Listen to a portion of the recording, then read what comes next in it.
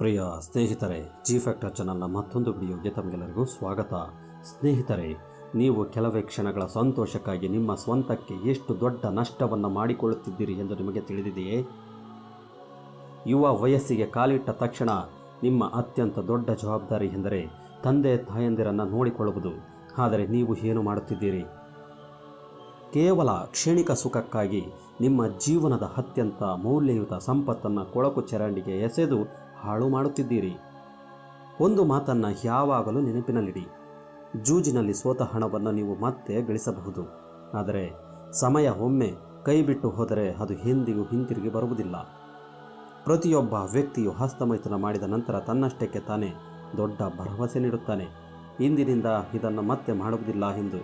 ಆದರೆ ಮಾರನೇ ದಿನ ಬೆಳಗ್ಗೆ ಎದ್ದ ತಕ್ಷಣ ಬಾತ್ರೂಮ್ಗೆ ಹೋಗಿ ಮತ್ತೆ ಅದೇ ಕೆಲಸವನ್ನು ಮಾಡುತ್ತಾನೆ. ಆದರೆ ನೀವು ಹಸ್ತಮೈಥುನ ಮಾಡುವುದನ್ನು ಏಕೆ ತಡೆಯಲು ಸಾಧ್ಯವಾಗುತ್ತಿಲ್ಲ ಎಂದು ನಿಮಗೆ ತಿಳಿದಿದೆಯೇ? ನೀವು ಬಹುಶಃ ಕೊಳಕು ವಿಡಿಯೋಗಳನ್ನು ನೋಡಿ ಹಲವು ಬಾರಿ ಹಸ್ತಮೈಥುನ ಮಾಡುತ್ತಿರಬಹುದು, ಆದರೆ ಇದೆಲ್ಲವೂ ನಿಮ್ಮ ಹದಿಹರೆಯದಲ್ಲಿ ಪ್ರಾರಂಭವಾಯಿತು ಎಂಬುದು ನಿಮಗೆ ತಿಳಿದಿದೆಯೇ? ಬಾಲ್ಯದಲ್ಲಿ ಮಗುವಿಗೆ ಆಟಿಕೆಗಳು ಮತ್ತು ಚಾಕೊಲೇಟ್ಗಳು ಇಷ್ಟವಾಗುತ್ತವೆ, ಆದರೆ ಹದಿಹರೆಯಕ್ಕೆ ತಲುಪಿದಾಗ ಎಲ್ಲವೂ ಬದಲಾಗಲು ಪ್ರಾರಂಭವಾಗುತ್ತದೆ. ಈ ಸಮಯದಲ್ಲಿ ದೇಹದಲ್ಲಿ ಅನೇಕ ಬದಲಾವಣೆಗಳು ಕಂಡುಬರುತ್ತವೆ. ಇದರಿಂದಾಗಿ ಶಕ್ತಿಯ ಮಟ್ಟ ಹೆಚ್ಚಾಗುತ್ತದೆ ಮತ್ತು ಇನ್ನೊಂದೆಡೆ ದೈಹಿಕ ಆಕರ್ಷಣೆ ಶುರುವಾಗುತ್ತದೆ. ಹದಿಹರೆಯದಲ್ಲಿ ಎದುರಾಗುವ ಈ ಬದಲಾವಣೆಗಳಿಂದಾಗಿ ವಿರುದ್ಧ ಲಿಂಗದವರ ಬಗ್ಗೆ ಹೊಸ ಅನುಭವ ಉಂಟಾಗುತ್ತದೆ. ಹಿಂದಿನ ಕಾಲದಲ್ಲಿ ಹದಿಹರೆಯದವರು ರಹಸ್ಯವಾಗಿ ಕೊಳಕು ವಿಡಿಯೋಗಳನ್ನು ನೋಡುತ್ತಿದ್ದರು ಮತ್ತು ಅಡಲ್ಟ್ ಜೋಕ್ಸ್ ಮೂಲಕ ಲೈಂಗಿಕ ಜ್ಞಾನವನ್ನು ಹಂಚಿಕೊಳ್ಳುತ್ತಿದ್ದರು.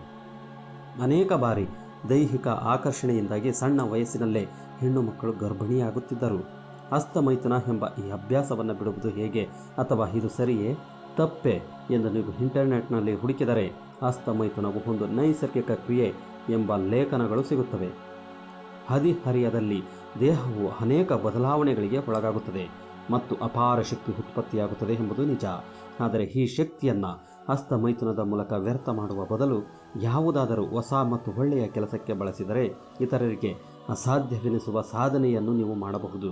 ಈ ಶಕ್ತಿಯಿಂದ ನೀವು ಏನನ್ನು ಸಾಧಿಸಬಹುದು ಎಂಬುದಕ್ಕೆ ಅತ್ಯುತ್ತಮ ಉದಾಹರಣೆ ಎಂದರೆ ದಕ್ಷಿಣ ಭಾರತದ ಪ್ರಸಿದ್ಧ ನಟ ಮಾಧವನ್ ಅವರ ಮಗ ವೇದಾಂತ್. ವೇದಾಂತ್ಗೆ ಕೇವಲ 16ರಿಂದ 17 ವರ್ಷ ವಯಸ್ಸಿದ್ದಾಗ ನಿಮ್ಮಂತೆಯೇ ಅವರ ದೇಹದಲ್ಲೂ ಬದಲಾವಣೆಗಳು ಆಗುತ್ತಿದ್ದವು. ಆದರೆ ಅವರು ತಮ್ಮ ಶಕ್ತಿಯನ್ನು ಸರಿಯಾದ ಮಾರ್ಗದಲ್ಲಿ ಬಳಸಿದರು. ಇತರೆ ಪೋಷಕರು ತಮ್ಮ ಮಕ್ಕಳು ಯಾವ ಕೋರ್ಸ್ ಮಾಡಬೇಕು, ಯಾವ ಕಾಲೇಜಿಗೆ ಸೇರಬೇಕು ಎಂದು ಚಿಂತಿಸುವ ವಯಸ್ಸಲ್ಲೇ ವೇದಾಂತ್ ದೇಶಕ್ಕಾಗಿ ಅನೇಕ ಪದಕಗಳನ್ನು ಗೆದ್ದರು. ಅವರ ತಂದೆ ಇಷ್ಟೊಂದು ದೊಡ್ಡ ನಟನಾಗಿದ್ದರೂ ವೇದಾಂತ್ ತಮ್ಮ ಸ್ವಂತ ಸಾಮರ್ಥ್ಯದ ಮೇಲೆ ಹೆಸರು ಮಾಡಿದರು. ಹದಿಹರೆಯದಲ್ಲಿ ನಿಮ್ಮ ಮುಂದೆ ಅನೇಕ ಪ್ರಶ್ನೆಗಳು ಬರುತ್ತವೆ ಮತ್ತು ದೇಹದ ಬದಲಾವಣೆಗಳ ಗಮನ ಹರಿಸಲು ಬಿಡುವುದಿಲ್ಲ. ಇದರಿಂದ ಗೊಂದಲಕ್ಕೊಳಗಾಗಿ ನೀವು ಹಸ್ತಮೈಥುನದ ಹಾದಿಯನ್ನು ಆರಿಸಿಕೊಳ್ಳುತ್ತೀರಿ. ಇಂಟರ್ನೆಟ್ನಲ್ಲಿ ಹುಡುಕಿದಾಗ ಹಲವು ವೆಬ್ಸೈಟ್ಗಳು ಇದನ್ನು ಸಾಮಾನ್ಯ ಮತ್ತು ಒತ್ತಡ ನಿವಾರಕ ಎಂದು ಹೇಳಿ ನಿಮ್ಮನ್ನು ದಾರಿ ತಪ್ಪಿಸುತ್ತವೆ. ಆದರೆ ನಿಜವಾದ ಸಮಸ್ಯೆ ಪ್ರಾರಂಭವಾಗುವುದು ನೀವು ಇದನ್ನು ಸಾಮಾನ್ಯವೆಂದು ಭಾವಿಸಿ ಅದಕ್ಕೆ ಚಟಬದ್ಧರಾದಾಗ, ಅಂದರೆ ಅಡಿಕ್ಟ್ ಆದಾಗ. ವಾರಕ್ಕೊಮ್ಮೆ ಮಾಡುವುದು ನಂತರ ದಿನಕ್ಕೆ ಹಲವು ಬಾರಿಗೆ ತಲುಪುತ್ತದೆ. ಕೊನೆಗೆ ಕೊಳಕು ವಿಡಿಯೋಗಳನ್ನು ನೋಡದೇ ಇದ್ದರೂ ಈ ಅಭ್ಯಾಸದಿಂದ ಹೊರಬರಲು ಸಾಧ್ಯವಾಗದ ಸ್ಥಿತಿ ತಲುಪುತ್ತೀರಿ. ಇದು ನಿಮ್ಮ ಜೀವನ ಮತ್ತು ವೃತ್ತಿ ಜೀವನ ಹಾಳು ಮಾಡುತ್ತದೆ. ಕೆಲವೇ ಕ್ಷಣಗಳ ಸುಖಕ್ಕಾಗಿ ನಿಮ್ಮ ಸುಂದರ ಭವಿಷ್ಯವನ್ನು ಹಾಳು ಮಾಡಿಕೊಳ್ಳಬೇಡಿ. ಹಸ್ತಮೈಥುನಕ್ಕೆ ಗುಡ್ ಬೈ ಹೇಳಿ ಹೊಸ ಜೀವನವನ್ನು ಪ್ರಾರಂಭಿಸಿ. ನೀವು ಸೋತವರಾಗಬೇಕೋ ಅಥವಾ ಸೂಪರ್ ಹೀರೋ ಆಗಬೇಕೋ ಎಂಬ ನಿರ್ಧಾರ ನಿಮ್ಮ ಕೈಯಲ್ಲಿದೆ. ನೀವು ಈಗಾಗಲೇ ಈ ಸಮಸ್ಯೆಯಲ್ಲಿ ಸಿಲುಕಿದ್ದರೆ ಅಥವಾ ನೋ PMO ಪಾಲಿಸುವಾಗ ನೈಟ್ ಫಾಲ್ ಸಮಸ್ಯೆ ಬಳಲುತ್ತಿದ್ದರೆ ಪರಿಹಾರಕ್ಕಾಗಿ ಸ್ಕ್ರೀನ್ನಲ್ಲಿರುವ ಪ್ಲೇ ಲಿಸ್ಟ್ ವಿಡಿಯೋಗಳನ್ನು ನೋಡಿ. ಈ ವಿಡಿಯೋ ನಿಮಗೆ ಉಪಯುಕ್ತವೆನಿಸಿದರೆ ಲೈಕ್ ಮಾಡಿ ಮತ್ತು ಸ್ನೇಹಿತರೊಂದಿಗೆ ಶೇರ್ ಮಾಡಿ. ಈ ವಿಡಿಯೋ ನೋಡಿದ್ದಕ್ಕಾಗಿ ಧನ್ಯವಾದಗಳು. ಓಕೆ ಫ್ರೆಂಡ್ಸ್, ಈ ವಿಡಿಯೋ ಇಷ್ಟವಾದಲ್ಲಿ ಒಂದು ಲೈಕ್ ನೀಡಿ, ನಿಮ್ಮ ಸ್ನೇಹಿತರಿಗೆ ಶೇರ್ ಮಾಡಿ. ನೀವಿನ್ನೂ ನಮ್ಮ ಚಾನಲನ್ನು ಸಬ್ಸ್ಕ್ರೈಬ್ ಆಗಲಿಲ್ಲವೆಂದರೆ ಸಬ್ಸ್ಕ್ರೈಬ್ ಆಗಿ ಪಕ್ಕದಲ್ಲೇ ಇರುವ ಬೆಲ್ ಬಟನ್ ಪ್ರೆಸ್ ಮಾಡಿ, ಆಲ್ ನೋಟಿಫಿಕೇಷನ್ ಆನ್ ಮಾಡಿ. ಈ ವಿಡಿಯೋದ ಬಗ್ಗೆ ನಿಮ್ಮ ಅನಿಸಿಕೆಗಳನ್ನು ಮುಕ್ತವಾಗಿ ಕಾಮೆಂಟ್ ಮಾಡಿ. Thank you for watching.